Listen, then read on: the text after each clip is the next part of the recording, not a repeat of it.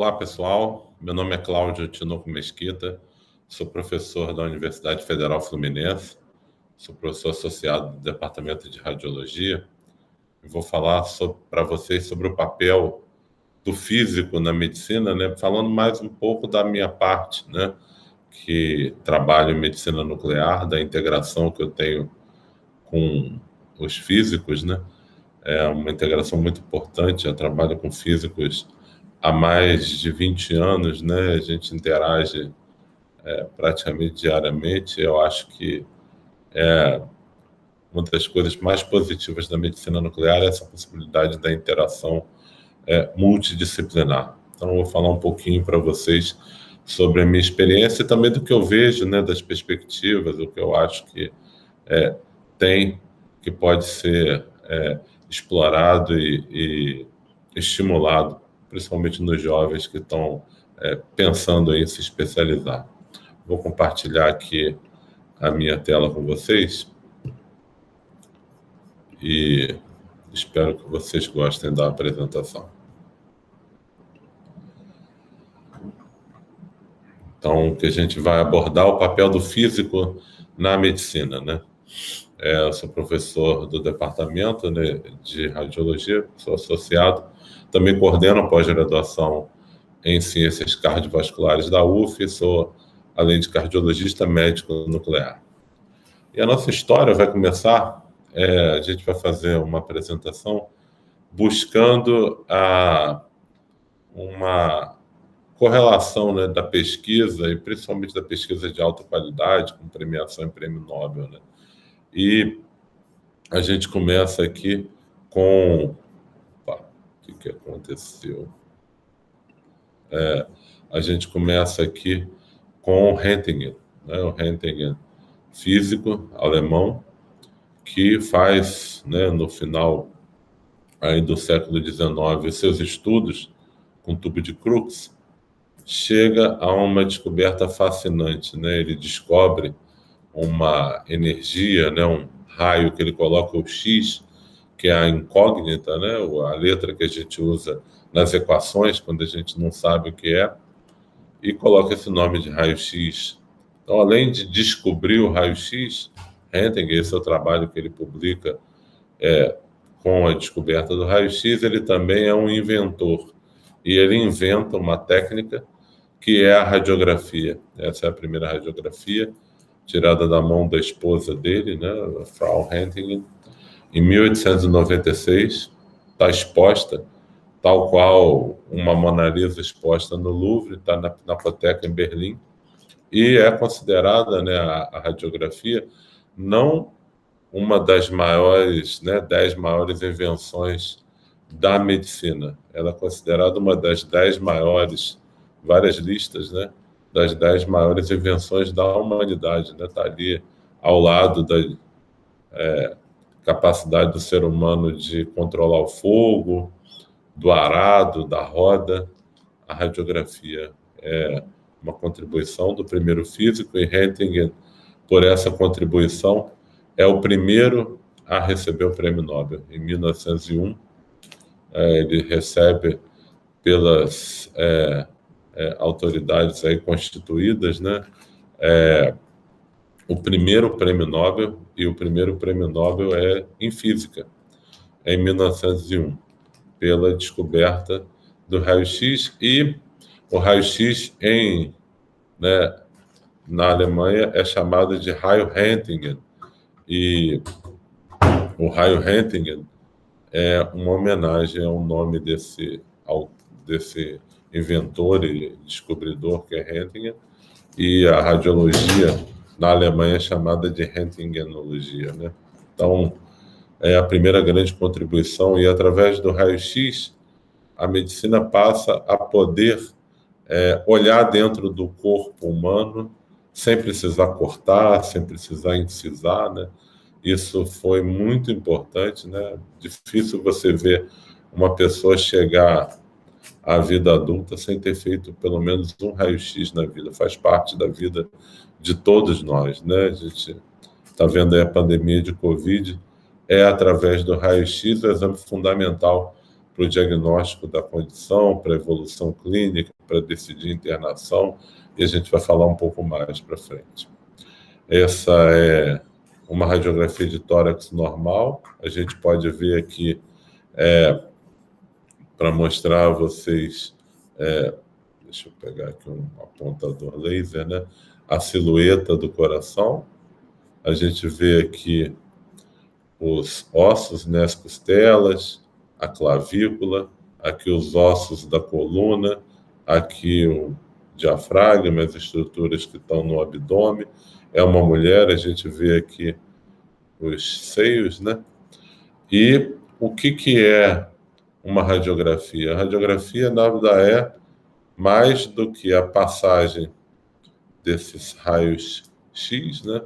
Uma onda eletromagnética por dentro do corpo da pessoa, e conforme a gente tem densidades de tecidos diferentes, né? O osso mais denso absorve mais o raio-x. A gente vê aqui na cor branca, né? A costela, a coluna, né? Enquanto o pulmão aerado tem uma densidade muito menor, não oferece tanta absorção do raio-x. Ele vai lá e impressiona a detecção, né? Que hoje é uma detecção digital, né? Um ecrã digital, e fica mais nessa coloração preta. A gente consegue, através do raio-x, dar diagnósticos, por exemplo, de uma massa aqui no pulmão, né? A gente está vendo essa área aqui em que o pulmão, né, os alvéolos pulmonares, ao invés de estarem preenchidos por ar, estão aqui preenchidas por células tumorais. E por isso a gente vê esse aumento aqui dessa densidade nessa base do pulmão esquerdo, um diagnóstico de um câncer de pulmão. Nesse paciente aqui, a gente observa uma área no ápice, né? Já é bastante sugestivo, né? A tuberculose tem preferência pelos ápices, né? E dentro dessa área, que a gente chama de uma área de opacidade nodular, né? Tem esse formato nodular, a gente vê uma área aerada, e a gente tem um nome para isso, né, que é chamado caverna pulmonar, um achado bastante sugestivo de tuberculose, porque na tuberculose o parênquima pulmonar sofre uma necrose. Então, toda essa área inflamada, o centro está necrótico, e a pessoa, através das secreções, né, do escarro, vai eliminando a purulência, né? E a tuberculose é uma doença extremamente transmissível e que, infelizmente, é terrível até hoje, e a radiografia é fundamental. Então, como é que o físico atua nessa área importantíssima do radiodiagnóstico, né? Uma palestra de físicos, vocês vão ver com mais detalhes, mas o físico atua toda essa parte do controle de qualidade do equipamento, do ajuste do equipamento, da radiação. Ele vai dizer para o médico, radiologista, a gente está tudo calibrado, a radiação que se espera é essa, os protocolos que a gente tem no equipamento são os protocolos que eu consigo ter a menor quantidade de radiação possível para a gente fazer o exame com segurança. Os protocolos estão ajustados. É feita a avaliação de toda a equipe, né, através de um programa de radioproteção, de avaliar a exposição individual à radiação, a radiometria, a dosimetria das pessoas, dos profissionais, e o físico, ele é essencial no serviço do radiodiagnóstico. Eu coloquei aqui alguns físicos, né, que são ganhadores de prêmios Nobel, né, relacionados à área da imagem médica. Röntgen foi o primeiro e, em 1901, marcou época, né, com o uso da radiação, né, a radiação da eletrosfera. Como vocês sabem, o raio-x ele depende da mudança, fundamentalmente, de energia dos elétrons na eletrosfera do átomo, né? E quando tem essa mudança energética, a radiação em excesso é emitida na forma da onda eletromagnética, né? E a gente vai ver aqui a Madame Curie. em 1903 e 1902 não houve prêmio Nobel de Física, né? E o segundo prêmio Nobel vai para Curie, Madame Curie, para o marido dela, Pierre Curie, e para o Becquerel, Henri Becquerel. Os três são premiados em 1903. Madame Curie, além do Prêmio Nobel de Física, ela recebe em 1911 o Prêmio Nobel de Química, né? O de Física pela descoberta da radioatividade e o de Química pela descoberta do rádio e do polônio, né? Duas substâncias essenciais aí para quem estuda a radiação. A gente vai conhecer também Lawrence, vamos conhecer também McCormack e vamos conhecer também Purcell, né? Esses são as contribuições que eles fizeram. Curie, através do estudo da radioatividade do núcleo, né? A radiação emitida própria por elementos químicos radioativos, né, os radionuclídeos, vai permitir toda uma especialidade que é a medicina nuclear e a radioterapia. A gente está vendo aqui uma cintilografia óssea num paciente, como a gente faz frequentemente no Antônio Pedro, mostrando essas áreas aqui de aumento de captação do esqueleto, que são as metástases tumorais, né? O tumor saiu da próstata e foi se alojar nos ossos, né? Ossos do quadril, externo, úmero, costelas, né? Condição, infelizmente, bastante frequente. Além da gente dar o diagnóstico com a energia dos radioisótopos, a gente vai poder também tratar essa metástase com o elemento rádio, né? O rádio 223. Lawrence é fundamental aí na produção dos radioisótopos artificiais, né? Através do ciclotron, a gente vai falar um pouquinho depois. McCormack e Hounsfield, a tomografia computadorizada, que é a emissão do raio-x para a realização de imagens tomográficas, e aqui Purcell, através da ressonância magnética, né? Então, vamos seguir essa linha de raciocínio com Marie Curie. Marie Curie ganha o Prêmio Nobel de Física em 1903 e esse Prêmio Nobel é composto de 3 ganhadores, né? Becquerel, Pierre Curie e Marie Curie. Quem tiver interesse em conhecer a história dessa mulher brilhante, né?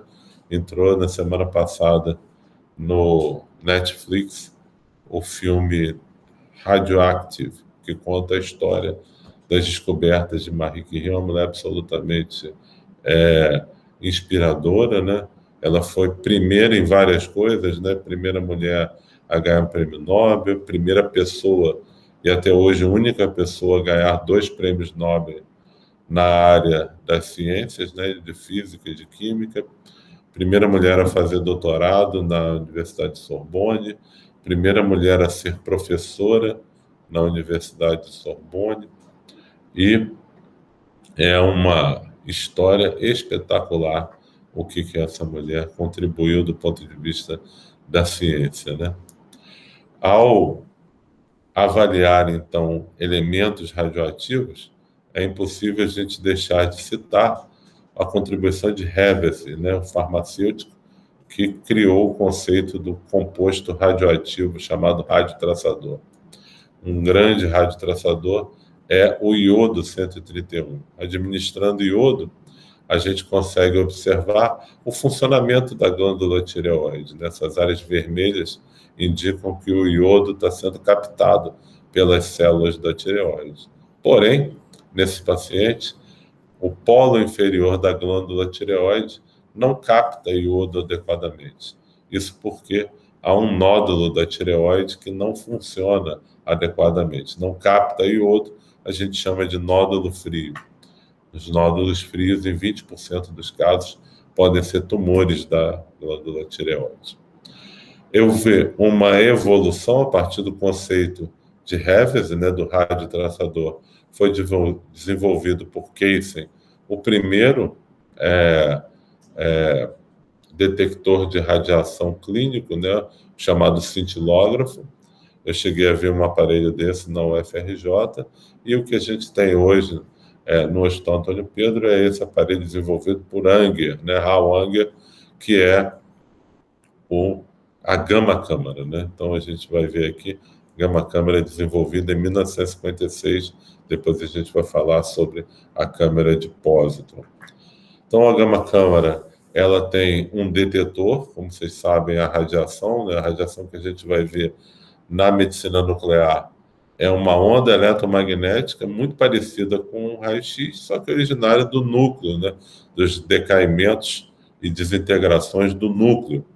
E essa onda eletromagnética, o raio gama, né, o fóton gama, ele é invisível ao olho humano, então precisa da gente tenha formas de detectá-lo. A forma mais utilizada é um cristal de iodeto de sódio ativado com átomos de tálio, que quando incide a onda eletromagnética, ele emite uma luz visível.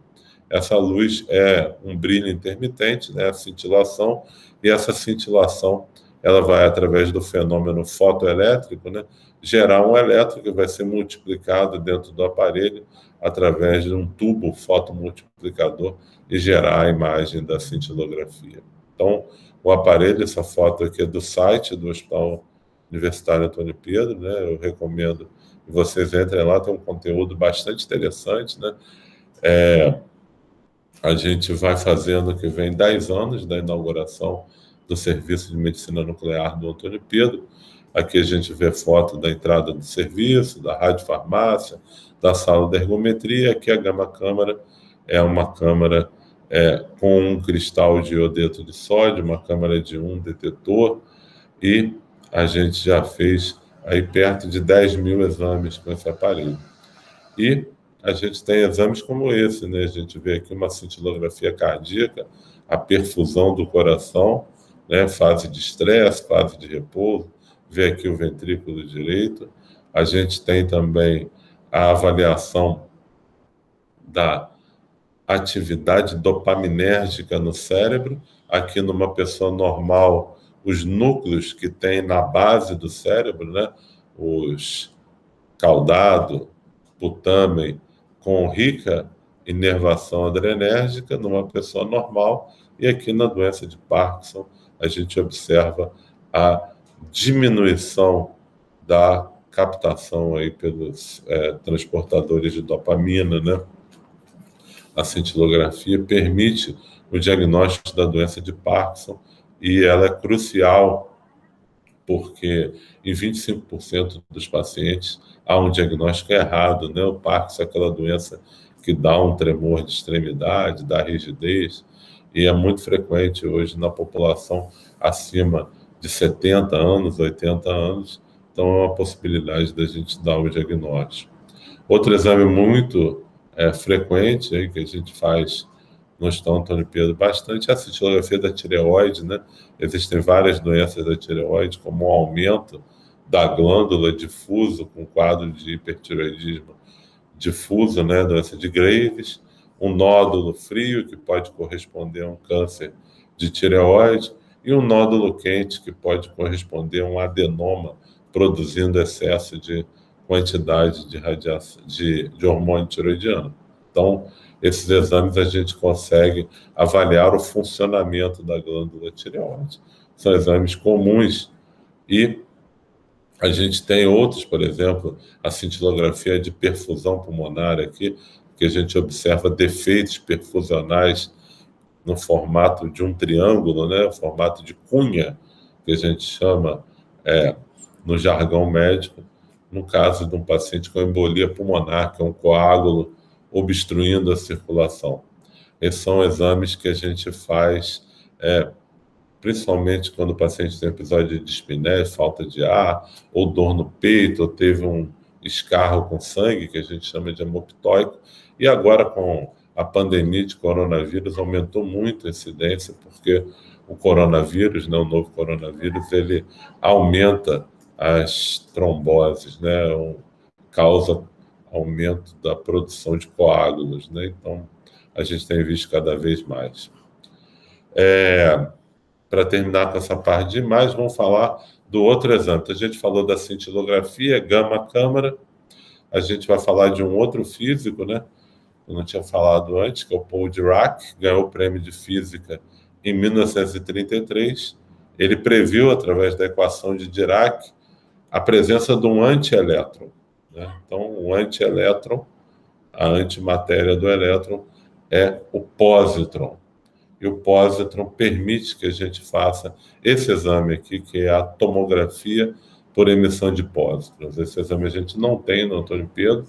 A única universidade aqui no Rio de Janeiro que tem é a Federal do Rio de Janeiro, UFRJ.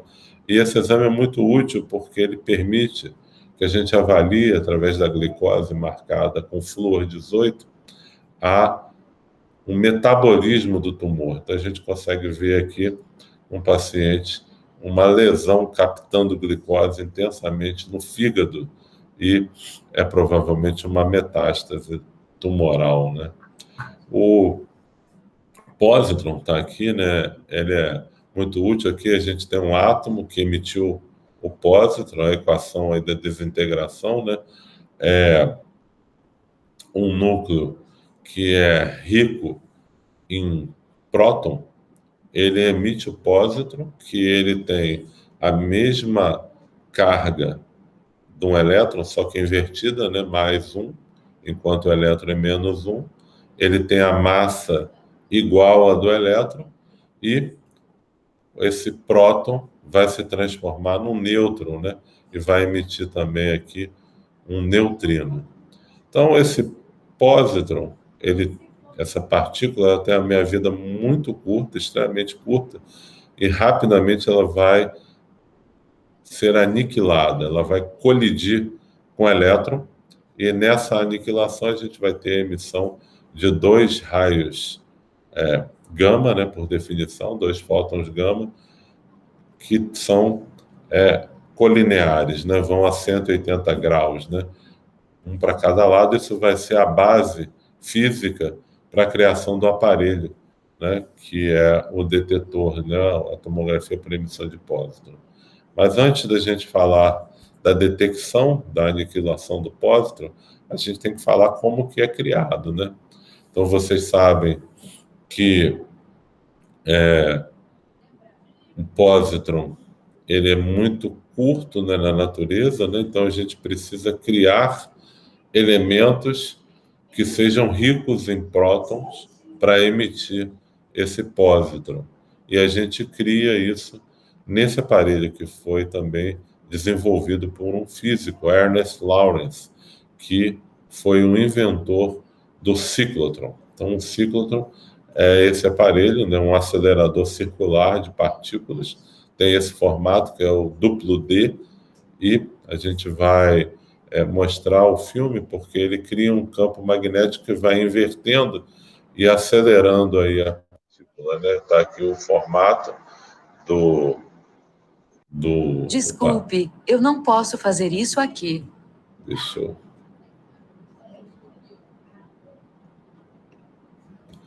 Então, a gente tem aqui esse diagrama, né? Bastante interessante. Aqui no Rio de Janeiro existem alguns ciclotrons instalados, né?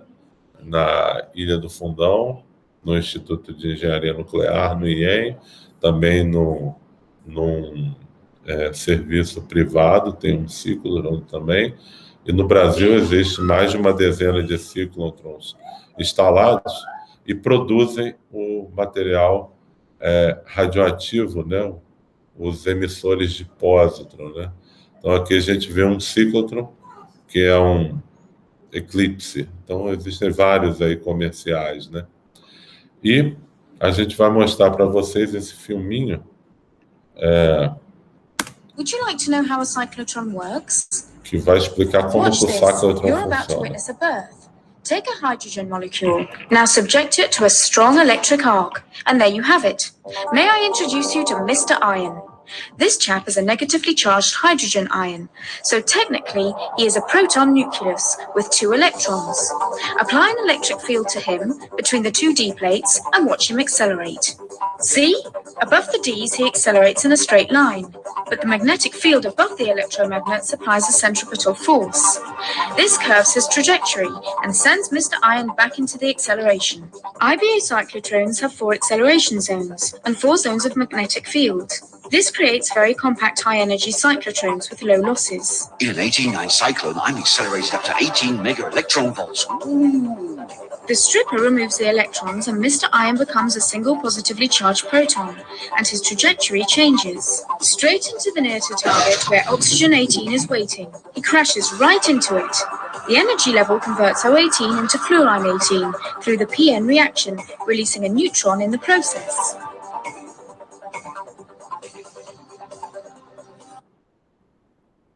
Então, essa é a máquina que permitiu que a gente tivesse os isótopos artificiais, né? É a máquina que permitiu que o homem fosse o alquimista, né? Transformasse os elementos químicos, né? A gente vai pegar o oxigênio, jogar um próton dentro do seu núcleo e transformá-lo num flúor. Esse flúor é um flúor 18, né?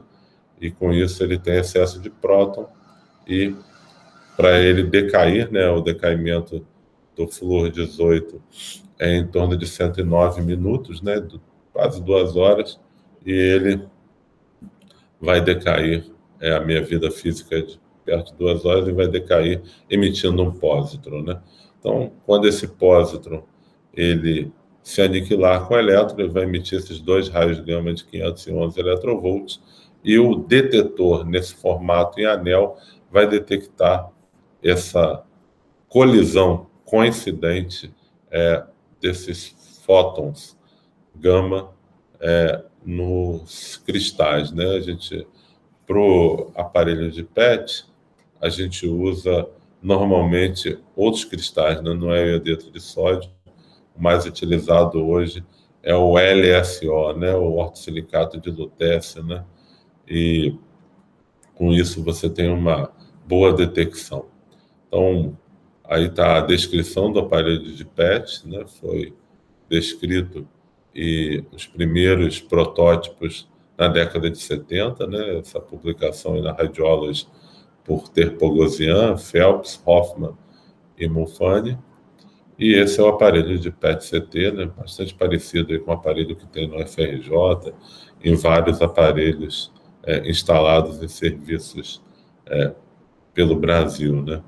E esse é o exame. Então, o que a gente está vendo aí, esses pontinhos aí amarelos, são áreas que estão captando a glicose marcada com flúor 18.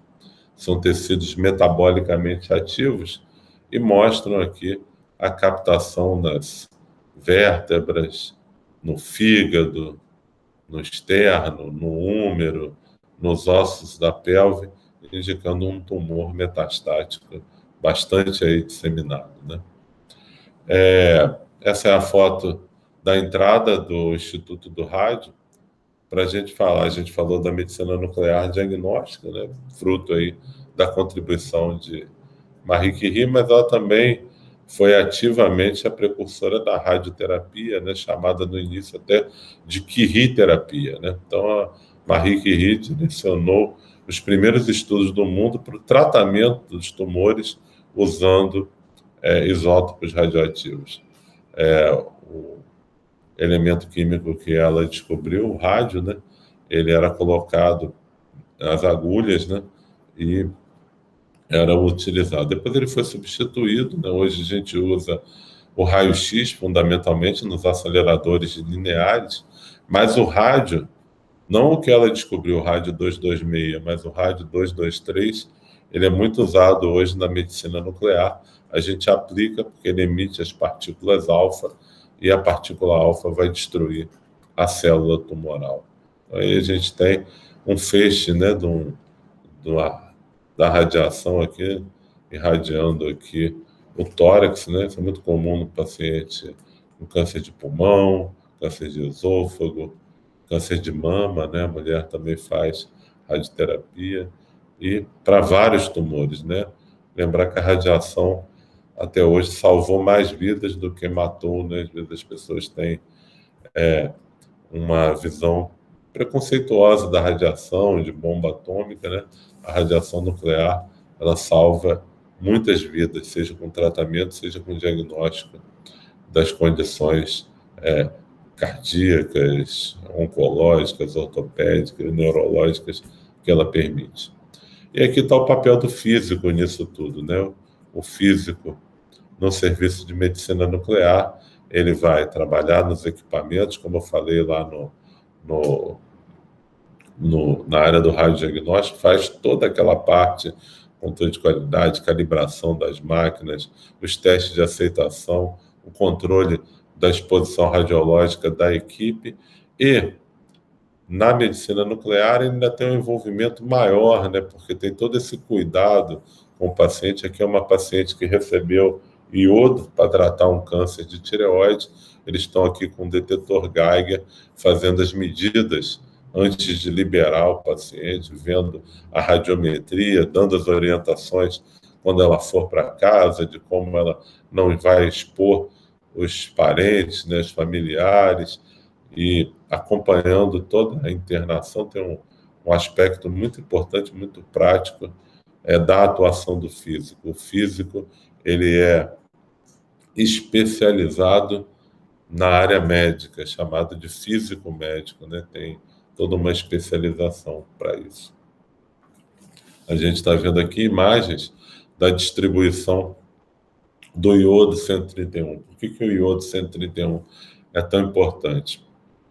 Além de emitir a radiação gama, né, que permite que a gente faça essas imagens, ele também emite uma partícula beta, né, que é um elétron, só que originário num núcleo, né, e nos núcleos ricos em nêutrons, né, que você emite a partícula beta, e aí você tem a emissão do antineutrino e o nêutron vira um próton, né? Então, com isso você muda de elemento químico, né? O iodo vai virar o xenônio e você, com a partícula beta, vai irradiar, né, o núcleo da célula tumoral que captou esse iodo para destruir o tumor, né? A gente aumenta a sobrevida do paciente com câncer e até cura o câncer de tireoide com metastático, né? A gente vê esse paciente aqui com amplas metástases no pulmão, né? Então a gente espera até curá-lo. Isso a gente faz frequentemente no paciente com câncer de tireoide. Para terminar, não podemos deixar de citar, né, Purcell, físico que recebeu aí o Prêmio Nobel de Física em 1952, né, pelo estudo que levou à ressonância magnética, né, ao alinhamento dos spins num campo magnético, e esse fenômeno da ressonância é a base para a formação desse aparelho aí, né, o aparelho de ressonância magnética, que permite que a gente dê diagnóstico, aqui a gente avaliando o coração, hoje muito utilizado na cardiologia, na ortopedia, na oncologia, né? E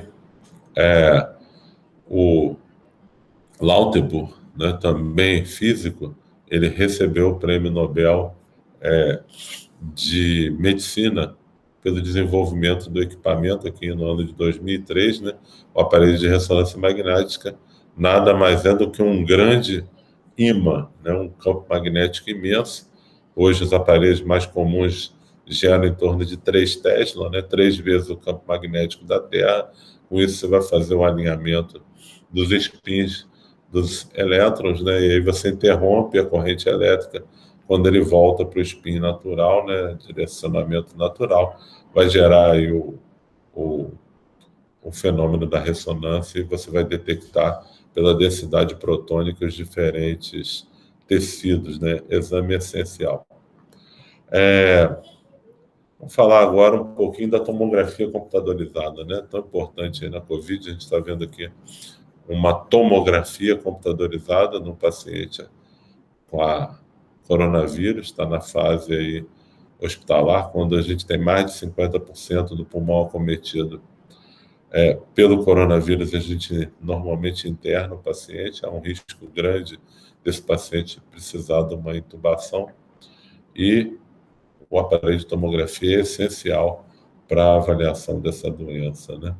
Então, a gente tem hoje os aparelhos de tomografia como números 1, né?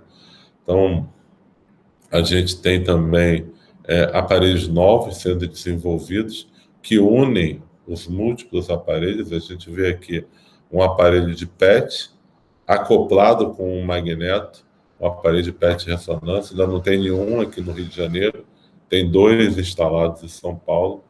Seria o aparelho mais complexo aí da área de imagem, fruto do trabalho, da pesquisa de dezenas e dezenas de físicos, médicos, engenheiros e diversos profissionais. PET ressonância, esse aparelho aí espetacular. A gente espera que um dia a gente tenha no Hospital Antônio Pedro. As imagens são absolutamente brilhantes, você consegue ver toda a parte metabólica acoplada às características aí da ressonância magnética. A gente consegue avaliar quadros como esse, né, que a gente vê um paciente com demência, tendo toda a alteração metabólica na região posterior, né, aquelas pacientes que têm esquecimento, né. Aqui um paciente com uma demência frontal, né, doença frontotemporal, tem um quadro de demência bastante diferente da doença de Alzheimer, geralmente com desinibição, o paciente tem alterações do lobo frontal. E o papel do físico é essencial, né, eu diria, na medicina, na radioterapia, toda a parte de cálculo da radiação, de assistência no médico, da integração, avaliação dos riscos, na área da imagem, com toda a parte de calibração, controle de qualidade, radioproteção, interação clínica com os pacientes. E a gente tem aqui os 3 desdobramentos que eu queria falar para vocês. Nada disso a gente estaria fazendo se não tivesse tido a pesquisa, né? Então, os físicos são fundamentais. Então, eu tenho hoje a possibilidade de pesquisar intensamente com a parceria de um físico, o Fernando Fernandes, físico do Hospital Universitário Antônio Pedro. A gente tem desenvolvido vários artigos, publicações.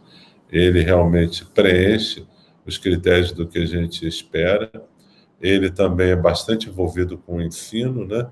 E eu acho que o físico ele tem esse tripé de pesquisar, fazer o conhecimento avançar, de ensinar, que é disseminar o conhecimento, e, finalmente, atuar na assistência, que é usar o conhecimento em prol da população e da sociedade, atuando aí na radioproteção, na qualidade da imagem, no planejamento do tratamento e na avaliação das complicações do tratamento. Termino aqui mostrando um projeto que a gente está bastante envolvido, né, que é na melhoria da qualidade das práticas da medicina nuclear. A Agência Internacional de Energia Atômica, braço das Nações Unidas na área nuclear, né, tem vários projetos de melhoria de qualidade e existe um da área de medicina nuclear, que é o Quano. E a gente tem vários físicos aqui envolvidos nesse projeto. Aqui a gente mostra uma auditoria de qualidade que a gente fez no Hospital Universitário, Clementino Fraga Filho, na equipe aqui do Antônio Pedro, e especialistas internacionais, foi feito em 2019, e a gente interagiu muito, os físicos, junto com os físicos de lá, físicos de fora do Brasil, na busca das melhores soluções, de se fazer fluxos de atendimento, menor exposição, melhorar a qualidade das imagens. A gente, no Antônio Pedro, tem um trabalho intenso também com relação à melhoria da qualidade. A gente vê aqui algumas das coisas que a gente atua, né, para melhorar a qualidade. E a gente vê aqui as recomendações mais modernas, né, para a melhoria das práticas na área de imagem, especialmente em crianças, né, que é uma área tão sensível. Tem um movimento internacional do Image Gently, e aqui com o apoio do físico Fernando Fernandes, nós fizemos toda a tradução desses pôsteres para a língua portuguesa, estão disponíveis aí, isso permite que melhore dosimetrias de protocolos, facilita auditorias, melhora o uso da radiação, especialmente em quem é mais sensível, que são as crianças. A gente tem hoje novidades como a dosimetria interna, aparelhos vestes, né? Aparelhos vestíveis para se detectar radiação. Isso é toda uma área de pesquisa que os físicos têm atuado prontamente. E aqui um trabalho da integração aqui da área de física médica com a informática, né? O Fernando está desenvolvendo aplicativos aí para facilitar auditorias, aplicativos para monitorar a radiação que o paciente recebe nos exames. Então, é uma equipe multidisciplinar, né? Médicos, físicos, pessoas da área da computação, engenheiros, alunos, para desenvolver esses projetos. Então, termino aqui a minha apresentação. O meu e-mail é o claudio.mesquita@id.uff.br. Quem quiser entrar em contato, só mandar o seu e-mail, a gente vai responder na medida do possível. Muito obrigado e a gente está à disposição aí para as dúvidas.